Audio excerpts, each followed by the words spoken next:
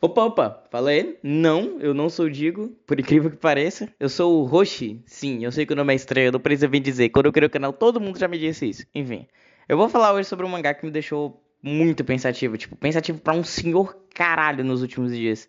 Que é o que eu considero o melhor mangá do Jiu-Jitsu, por mais que seja uma releitura por parte dele, mas isso daí a gente releva. Ele, pra quem não sabe, é um mestre do horror. Ele é considerado o pai do horror em mangás. Que a obra é o Frankenstein, ou o Monstro de Frankenstein. Esse mangá é uma releitura do Junji Ito sobre o livro com o mesmo nome, O Monstro de Frankenstein. E o mangá vai acabar falando bastante sobre o complexo de Deus e como a ganância humana por conhecimento pode acabar tirando tudo de uma pessoa. Enfim, o vídeo não vai ser sobre a história completa da obra, nem nada do tipo. Eu vou falar sobre alguns pontos principais da obra, os principais acontecimentos, pelo menos. Eu vou tentar resumir o máximo, enfim. E vou falar do porquê essa obra é muito boa e como ela consegue explorar quase perfeitamente o complexo de Deus do protagonista. E como a existência humana pode ter um significado tão simples ou ao mesmo tempo tão complexo, sabe? Tá. Agora a gente tem que ressaltar o melhor personagem da obra. Victor Frankenstein. Um homem extremamente inteligente, com um grande complexo de Deus, onde ele acredita e diz fielmente que ele, Deus, são a cabeça e o pescoço. É que ele tá basicamente se referindo que Deus e ele fazem parte do mesmo corpo celeste. O cara é nada convencido, né? E ele acredita 100% que o que ele tá fazendo é o certo. Tanto que na hora de finalmente dar vida à sua criação, ele diz as seguintes palavras, abre aspas. Essa é minha criação perfeita, contemple sua beleza. E é irônico que no mesmo segundo que ele reolha a criatura que ele está criando, a aberração, ele mesmo se contradiz. Beleza? Essa monstruosidade de retalhos? Ah, e se isso não é irônico, eu realmente não sei o que é. E antes de concretizar o seu objetivo, Frankenstein tem medo e repulsa da própria criação. E no momento que a criatura ganha vida graças a um raio, Frankenstein desmaia de choque. A criatura é horrorosa e ele acabou de contrariar o ciclo da vida. O pior arrependimento da vida dele, sem dúvidas. Tá, agora a gente tem que dar uma pausa de falar do Victor e vamos falar de um outro personagem. Pelo menos meu personagem favorito da obra. Capitão Walton. Ele é quem inicia o mangá. É o primeiro personagem apresentado. E ele acaba encontrando o Victor, caçando a criatura. Calma, que você já vai entender o porquê Victor tá caçando a própria criatura. Victor, nesse momento, ele estava completamente cansado e destruído. Só que ele ainda tinha um grande olhar forte de determinação. Coisa que o Walton percebe. E Victor se enxerga em Walton. Ele vê o Walton como uma pessoa parecida do seu eu do passado. Alguém com o mesmo complexo de Deus, ou algo parecido. O Walton queria achar a verdadeira natureza do magnetismo, que abre aspas, de acordo com ele mesmo, certamente é o poder que governa esse mundo. Victor fica puto quando escuta isso. Ele tinha contrariado o ciclo da vida, e ele sabe agora que seres humanos não foram feitos para entender certas coisas. Victor acaba contando para Walton toda a sua história e por tudo que ele passou para chegar ali, até ali. E não, isso não é uma referência ao rap do Goku do Player Taos, pode parar com isso, tá? E por mais que o Walton seja meu personagem favorito, ele é bem ofuscado na obra, coisa que me deixa muito puto, pra ser sincero. Mas enfim, vamos seguir pro último personagem e o melhor personagem em questão de liberdade poética, por assim dizer. Como eu disse antes, o monstro de Frankenstein sendo o personagem mais poético da obra, com a maior liberdade poética, e eu vou dar um pouco da minha visão sobre o personagem depois. O monstro, depois que ele é criado, ele percebe que não tem espaço no mundo para ele. Ele até encontra uma família e um idoso que é cego, e ele até acaba tendo a benção do conhecimento graças a ele, porque ele fica escondido na casa e escuta todos os ensinamentos que o idoso dá para a sua família. E meio que ele até se revela depois de um momento, falando que o bem da sua família, eu só quero o bem da sua família. E todo mundo só sente medo dele, porque ele é uma aberração, ele é horroroso, pra ser sincero, ele é feio. Vocês estão vendo uma foto dele aí. E todo mundo sente medo e repulsa por ele. E ele acaba colocando a culpa disso em Victor, seu criador. E que ele deveria tomar as responsabilidades por criar uma aberração tipo essa. E ele faz o seguinte pedido. Ele faz o seguinte pedido pro Victor. Abre aspas. Faça uma mulher para mim. Uma tão medonha quanto eu. Tanto que ela não gritaria ao me ver. E assim, Victor se sente enojado por ter que fazer isso de novo. Ele já tinha abandonado seu complexo de Deus há muito tempo. Agora, ele está fazendo isso pelo bem da sua família e amigos. O monstro poderia acabar com tudo e todos num simples piscar de olhos. Então, um tempo se passa. Com a ajuda de seu melhor amigo e do monstro, Victor acaba criando a esposa do monstro, que quando recebe a maldição da vida, acaba atacando o próprio, com medo da sua face assustadora. Tá. Aqui vai o primeiro ponto de reflexão que eu vi nesse mangá. Nesse momento eu vejo que não necessariamente seria pela face assustadora do monstro que ela atacou, mas sim pelo propósito que Victor Frankenstein criou ela. A esposa foi criada justamente para proteger e salvar a família e amigos de Victor. Esse seria um objetivo, entre aspas, puro, já que quebrar o ciclo da vida não é nada puro, mas o objetivo pelo que ele está fazendo eu vejo sim como objetivo puro. Já o monstro de Frankenstein, a aberração, foi criada justamente pelo único propósito de vangloriar Victor Frankenstein, vangloriar o complexo de Deus dele. E o monstro, achando que tudo ele era um plano para matar ele, ele vai lá e mata todo mundo que Victor ama. Assim, ele deixa Victor com a sensação de perda. Ele perdeu tudo para a própria criação.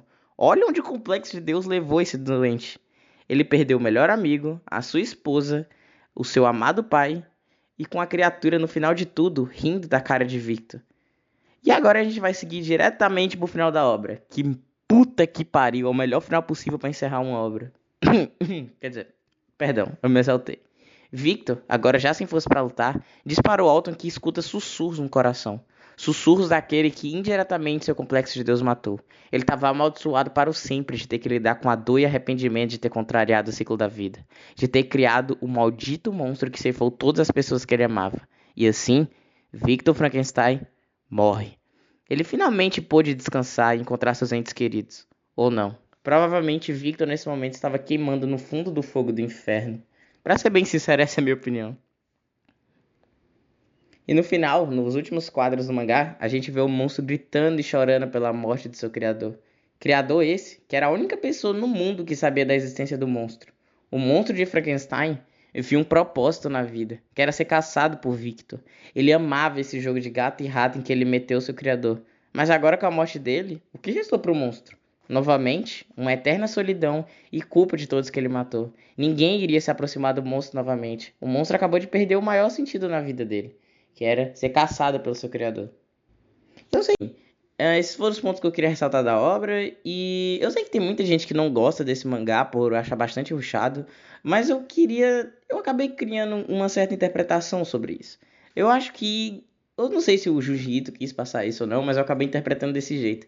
Que o mangá ser rushado nessas partes é justamente para mostrar que o Frankenstein não tava pouco se fudendo pro tempo que ele tava passando naquilo. Frankenstein só tava pensando justamente em criar sua aberração. Ele tava querendo ser um deus. O complexo de Deus Frankenstein levou isso a ele. Ele tava vendo os meses como se fossem dias. Então, até o fatídico dia em que ele perde todo mundo. Ele perde sua esposa, ele perde seu pai, ele perde seu melhor amigo, ele perde todo mundo pelo monstro. Então, depois disso, o mangá até começa a dar mais foco pra isso. Então, eu acho que é justamente sobre isso que o mangá tava falando quando ele foi rushado em algumas partes. Tudo bem que essa é uma desculpa minha pra poder passar pano, já que eu amo essa obra e eu não aceito ninguém falar mal dela. Enfim. Sem dúvidas, o que mais me interessou na obra foi o complexo de Deus do Frankenstein. Que ao criar o monstro, Victor acreditava plenamente que ele estava fazendo bem para a humanidade. Mas no fim de tudo, Victor era só um homem louco com sonhos, que no final não fez o bem para ninguém. Sim, isso foi uma referência à música do Crono, mas enfim. Tudo que ele fez foi o monstro, que ceifou tudo que ele amou um dia. Seguindo, vamos para o Walton. E como Victor se via mais jovem em Walton. Ambos tinham ideias parecidas, ambos queriam mais conhecimentos e estavam dispostos a tudo para isso conseguirem. Sem contar que o mangá mostra uma pequena diferença entre um Walton e Victor. Enquanto o Victor estava cego pela sua pesquisa e não pararia por nada, o Walton decide dar uma pausa na sua pesquisa, apenas pela saúde dos homens que estavam no seu barco, mostrando que ambos tinham ideias parecidas, mas ideais completamente diferentes. Agora, o último ponto que eu queria ressaltar da obra é sobre como o monstro é usado para fazer diversas críticas assertivas à humanidade atual. O monstro é um fracasso gerado pelo complexo de Deus de Victor, e ele sabe perfeitamente disso. O monstro é uma pessoa carente. Tudo o que ele quer é ter alguém do seu lado, alguém com quem ele possa compartilhar momentos, memórias. Enfim, vamos para a brisa. Eu criei um paralelo com isso sobre o quanto no mundo atual a gente é pressionado a arranjar uma namorada ou acabar se casando um dia. Essa pressão acaba dificultando cada vez as coisas. Eu vejo essa pressão encardida nesse desejo do monstro de ter alguém do seu lado, onde ele acha que se tiver alguém do seu lado, as coisas vão se tornar mais toleráveis e mais fáceis de se viver. Coisa que nem sempre é verdade. E uma coisa extremamente interessante é que depois de ter matado a família de Victor, o monstro deixou diversas pistas sobre seu paradeiro. Pistas essas que soavam como zombamento para o Victor. E o monstro acabou se sentindo vivo com alguém o caçando. Ele amava o jogo de gato e rato com Frankenstein. Ele poderia não ter um amor para passar momentos, mas agora ele tem um objetivo, que seria escapar de Victor. E aí nisso ele acaba encontrando realmente um pequeno sentido na vida. E aqui eu vejo como se o mangá estivesse falando sobre como pequenas coisas podem acabar tirando nosso tédio, ou até mesmo se tornando motivos temporários para viver. Um exemplo é o Gear 5. Sim, o meu exemplo é One Piece. Eu não quero morrer até o One Piece acabar, eu acho. Porque eu acho que é uma obra tão foda e fez tão parte da minha vida que eu não aceitaria morrer até ver o final dela. Enfim, eu só queria dizer que eu tô bastante hypado porque acabou de lançar o trailer do Gear 5 para anime. Meu Deus, Gear 5 é muito melhor do que o Super Saiyajin, mas enfim. Eu acho que esse vídeo não é específico para isso. O próximo vídeo provavelmente sim, mas esse não. Esse é sobre. Enfim, eu espero que vocês tenham gostado do vídeo. Deu um trabalho do cacete pra fazer essa merda. Lembrando que tudo aqui é sobre minha visão sobre o mangá. Eu tenho 16 anos, então é completamente normal um adolescente revoltado, depressivo da vida, entender e interpretar coisas erradas sobre uma obra. Eu aposto que quando eu tiver 26, 25, 24 anos e acabar relendo essa obra, eu vou acabar vendo um mundo novo na minha frente. Essa é a ambiguidade da leitura. Com o passar do tempo, você sempre vai entender e interpretar coisas novas. Essa é a principal arte de mangás e livros no geral. A leitura e a língua são metamórficas, elas vão sempre se modificar com o passar do tempo, como a minha visão sobre o personagem, como eu posso mudar e acabar gostando mais do Frankenstein do que do Walton, ou eu posso achar o monstro o melhor personagem da ficção. Entende? É extremamente complexo isso. Eu pretendo fazer um vídeo sobre isso depois. Mas enfim, obrigado por terem visto o vídeo e obrigado de novo. Até o próximo vídeo. Eu prometo que a minha edição vai melhorar e minha dicção também. Obrigado pelo tempo. Tchau!